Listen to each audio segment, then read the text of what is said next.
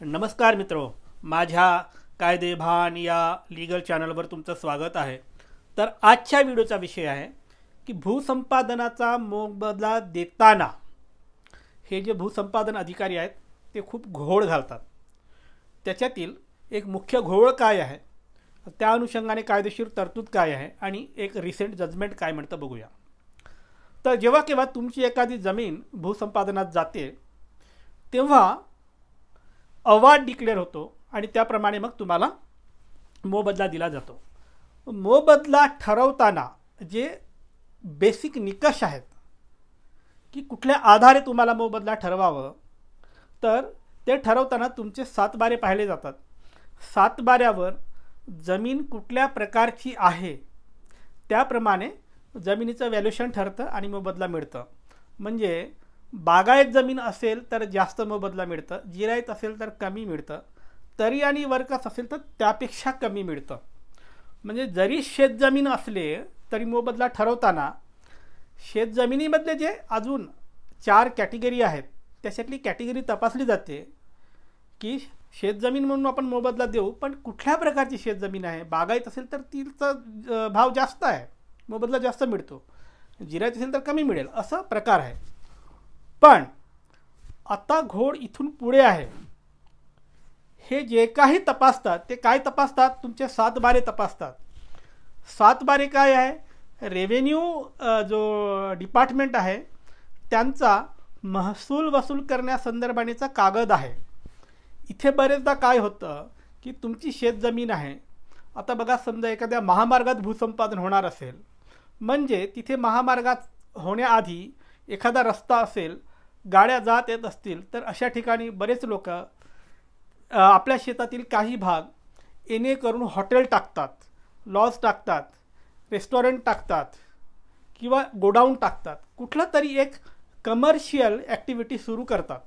अशा वेळी मग हे जे काही तुम्ही नॉन ॲग्रिकल्चरल एंगेजमेंट केलं आहे, कारण हॉटेल हे नॉन ॲग्रिकल्चरल ॲक्टिव्हिटी आहे, गोडाऊन केलं तर नॉन ॲग्रिकल्चरल ॲक्टिव्हिटी आहे, तर तुमच्या शेतामधील काही भाग तुम्ही नॉन ॲग्रिकल्चरमध्ये कन्वर्ट केलात आणि ते कन्वर्ट करताना तुम्ही तसे आदेश घेतलात, त्याचा करही भरता।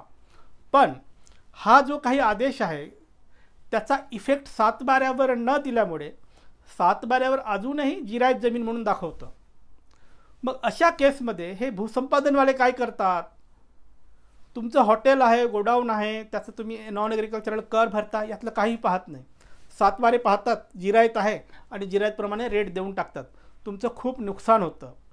यासाठी कायदा असं म्हणतं की जरी सातबाऱ्यावर इफेक्ट आला नसेल किंवा इफेक्ट देण्यात उशीर झाला असेल किंवा दिला गेला नसेल काही कारणामुळे, तरी जर तुम्ही त्या जमिनीमध्ये नॉन ॲग्रिकल्चरल ॲक्टिव्हिटी करत होतात, म्हणजे गोडाऊन असेल, हॉटेल असेल, लॉज असेल, असं काही असेल, चालवत असेल आणि त्याचं तुम्ही ऑर्डर पण घेतला होतात आणि कर भरत होतात, तर आता भूसंपादनामध्ये ती जमीन जात असेल तर मोबदला देताना तुम्हाला शेतजमीन म्हणून मोबदला देऊ नये। मग काय म्हणून द्यावं, नॉन ॲग्रिकल्चरल म्हणून तुम्हाला मोबदला द्यावं।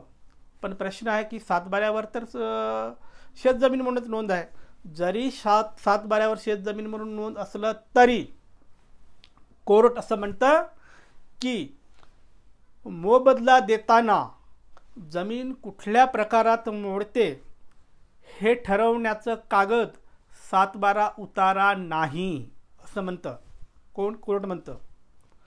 सातबारा हा फक्त महसुली नोंदी ठेवण्यासाठीचा एक दप्तरी कागद आहे। सातबाराच्या आधारे तुमची संपादित जमीन शेतजमीन आहे की कमर्शियल ॲक्टिव्हिटीमधली जमीन आहे हे ठरवल्या जाऊ नये। सातबाऱ्याला 0 किंमत दिली आहे जमिनीचा रेट ठरवताना।